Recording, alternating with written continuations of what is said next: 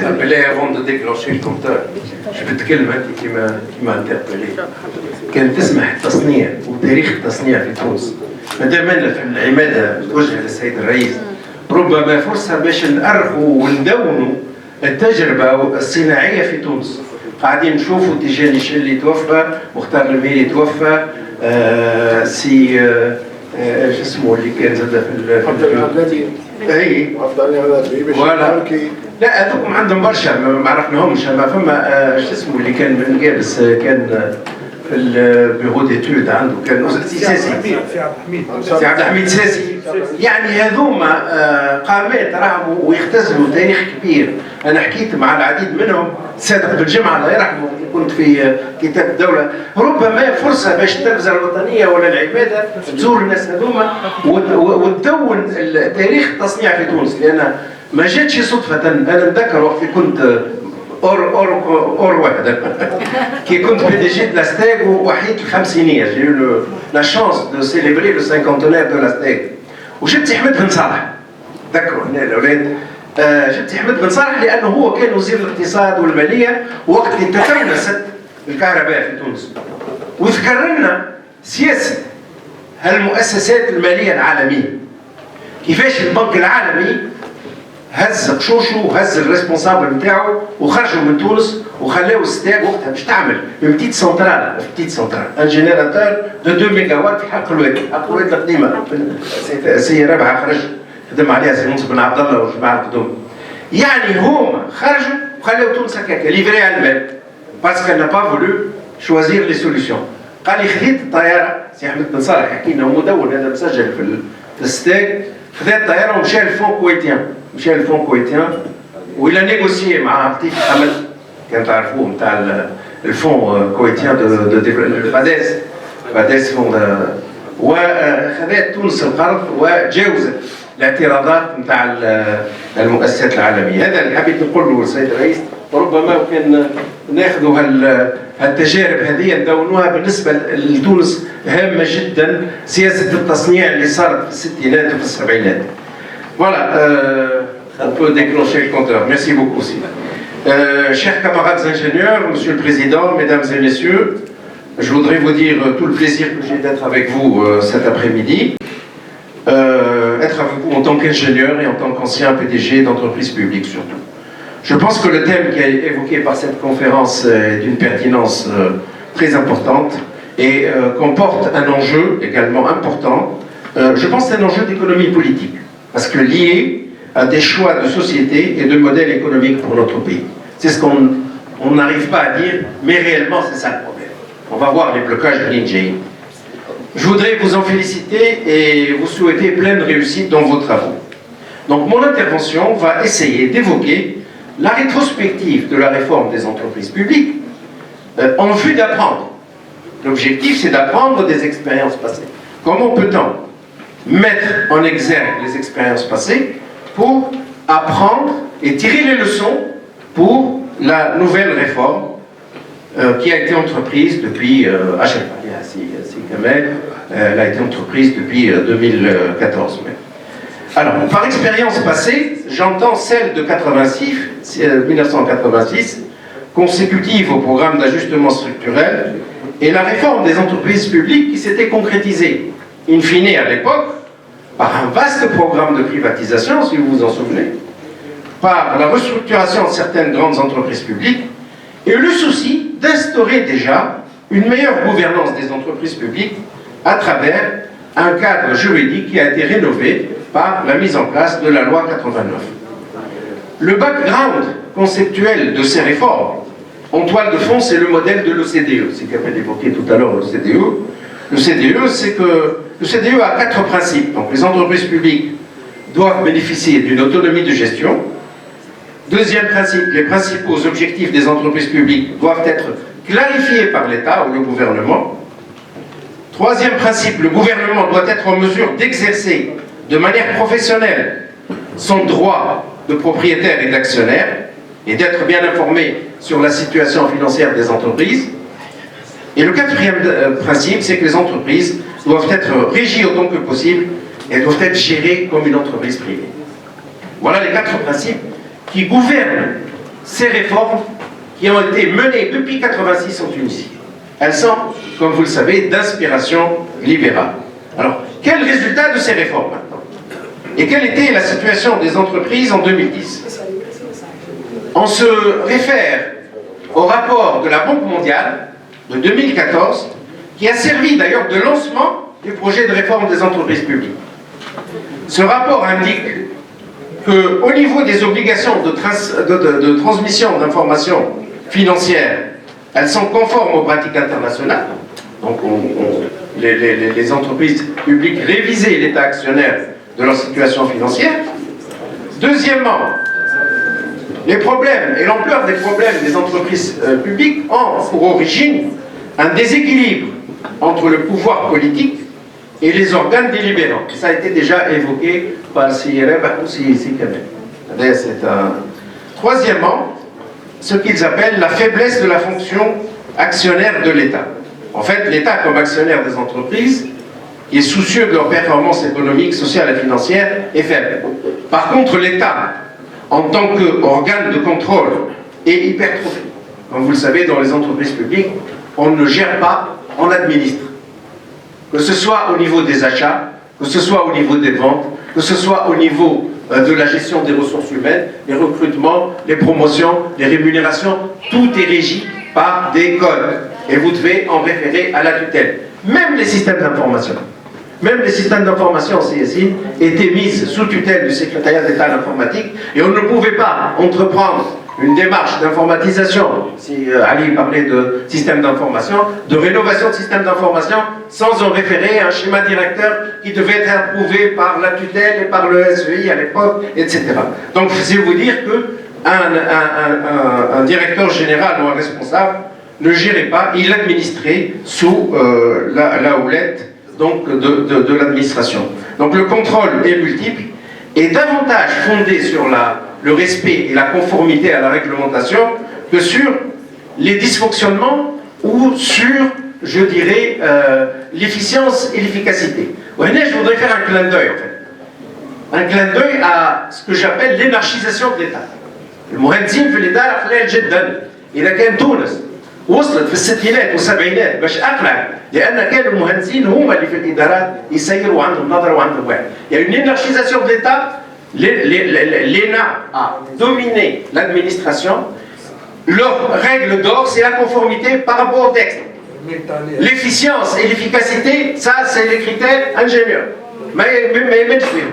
وأنا بيدي عندي اليوم عدة قضايا خذيت إجراءات بعد الثورة لأني ترأست الستيك في مرحلة دقيقة معنا في وقت الثورة يلزم تاخذ قرارات مش الضوء بيقص. وهذه توصيات من الوزير الأول والحكومة وقت. ولكن بعد سنوات وبعد 10 سنين يرجع فيك شبيك عملت هذه هكا وشبيك عملت هذه هكا وشبيك وخذيت اجراءات في ظرف خاص سي كمان.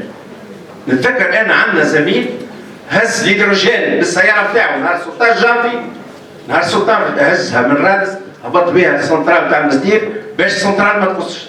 يعني لا بري ان ريسك لان لا ثم لا والي لا ثم لا كاتب دوله لا ثم لا وزير. هذا باش نتجاوزوا ولا بحال.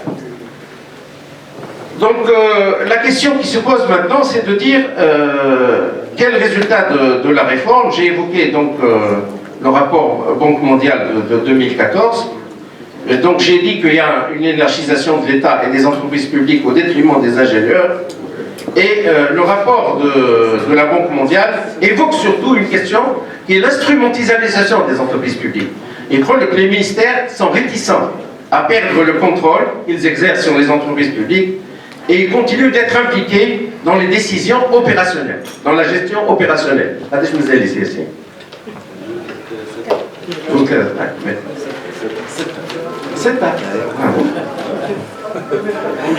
Des entreprises, ce qui limite le rôle du conseil d'administration. Et ce rapport, donc, de conclure, les entreprises souffrent certes de problèmes de performance, mais elles souffrent surtout de l'utilisation possible des entreprises publiques à des fins personnelles, aussi comme elles, achat et la c'est l'un des constats qui est le mieux partagé. Alors, est-ce qu'on a tiré la leçon de ces insuffisances? C'est là où je voulais faire le focus pour dire, nous avons réformé selon les recommandations des institutions financières internationales, les trois axes sont améliorer la gouvernance, restructurer et privatiser. Voilà un panachage entre les deux. Alors, je regarde la réforme de 2018, je ne vais pas la répéter puisque c'est Kamel a évoqué selon 4 axes, donc la gouvernance générale et l'instance, voilà, on a évoqué la création d'une agence pour gérer les participations, centraliser la gestion des entreprises publiques, la réforme au niveau de la gestion interne par la dissociation entre la fonction président et le directeur général, la création des comités d'audit, des comités risques, des comités de nomination et de rémunération. Le troisième axe, c'est la réforme au niveau des ressources humaines et du dialogue social, de la réforme des entreprises publiques qui a été pensée en 2018. Et le quatrième axe, c'est les réformes au niveau financier. Alors on remarque, on parle de restructuration financière. Et on a évité le mot privatisation, comme si c'était un mot tabou. Par contre, si on regarde bien, dans la réforme de 2018, on voit que la restructuration financière sera financée par un fonds de retournement. Pour ceux qui savent, dans l'ingénierie financière, dans les fonds communs, les fonds de placement commun à risque, les CPR, un fonds de retournement, il prend le contrôle d'une entreprise, qu'il restructure, qu'il met à niveau, ou soit il l'introduit en bourse, soit il va la vendre. L'idée, c'est de créer un fonds entre l'État représenté par la Caisse des compensations et le secteur privé à 50%. Donc l'intervention du fonds de retournement est conditionnée par une participation au capital de l'entreprise privée à 50% privée au moins et à une gestion privée. Donc c'est une privatisation qui ne dit pas son nom. Mais l'idée, c'est d'avoir un instrument qui permet de restructurer. Alors après, j'ai regardé le programme qu'a évoqué Sikamel, le programme de réforme du gouvernement Boudel, pour voir est-ce que les choses ont évolué entre la première version et celle. Alors, dans le document qui s'intitule donc Projet des réformes qui a été soumis au FMI, sur le chapitre entreprises publiques, on évoque 3 axes. La restructuration financière des entreprises publiques, avec le règlement des dettes entre l'État et les entreprises, l'audit des créances des grandes entreprises, le rééchelonnement des dettes bancaires. Le deuxième axe, c'est repenser la politique de participation avec la cession des participations non stratégiques et renforcement du partenariat secteur public-secteur privé. Encore une privatisation qui ne dit pas son nom. Et le troisième axe, c'est l'axe de la modernisation de la gouvernance interne des entreprises publiques. Donc on a mis le focus sur certains aspects, on a négligé d'autres. C'est-à-dire la réforme du dernier gouvernement. In fine, de quoi héritons-nous? Nous avons une situation où nous avons une majorité des entreprises publiques où la performance est faible, et de l'autre, nous avons des contraintes politiques liées à leur privatisation et des contraintes sociales liées à leur restructuration. Alors, donc je vais évoquer un certain nombre de questions pour terminer. Si la gouvernance est une condition nécessaire, certes, est-elle suffisante? Il est évident, on parle, c'est quand même, écoute, la gouvernance, et on voit en toile de fond l'expérience de l'amélioration de la gouvernance dans le système bancaire, dans les banques publiques, mais avec très peu de résultats.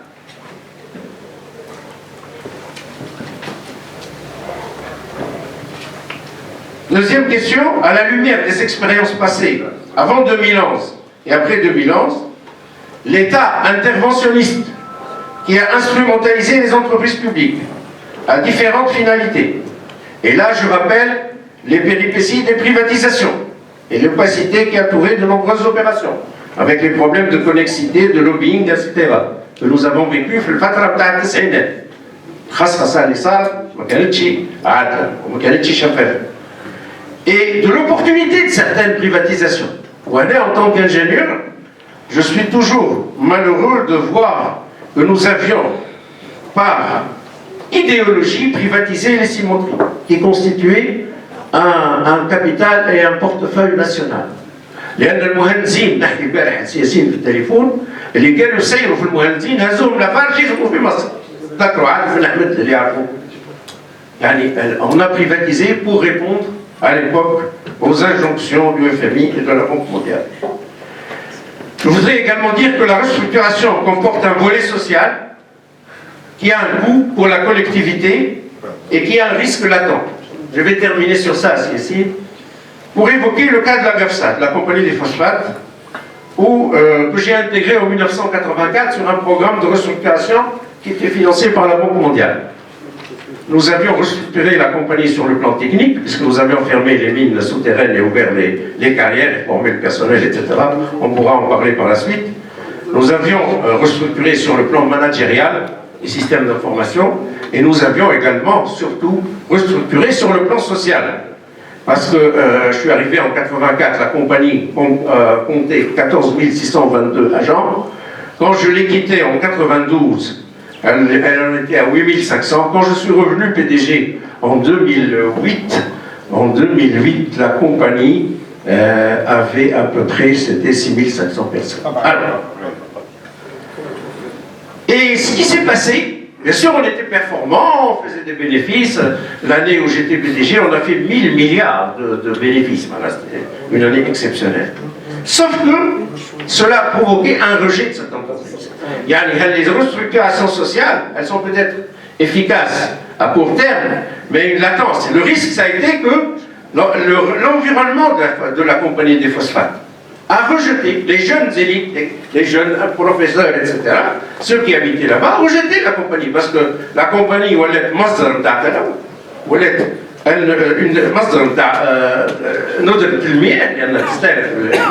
j'ai terminé, et de la dégradation des sols. Donc l'idée, c'est de dire quelle est la nouvelle gouvernance des entreprises publiques qui pourrait influencer de façon significative leur performance. Elle a deux idées. Les bailleurs de fonds, j'ai terminé. Les bailleurs de fonds nous orientent vers la gestion privée. La gestion privée n'est pas la solution, parce que les entreprises publiques ont une autre finalité. Un certain nombre d'économistes au niveau de l'université tunisienne, j'ai vu l'article de Razi Boulil, entre autres, qui évoque quelle gouvernance, et on pourra en parler. Je pense que l'université tunisienne et l'école tunisienne ديما أهلهم أدرى بشعابها نسمعوا المؤسسات العالمية المالية العالمية، ولكن نعرف واقعنا، وهذه هي روح السياسة بتاع تونس. وبارك الله فيكم. شكرا.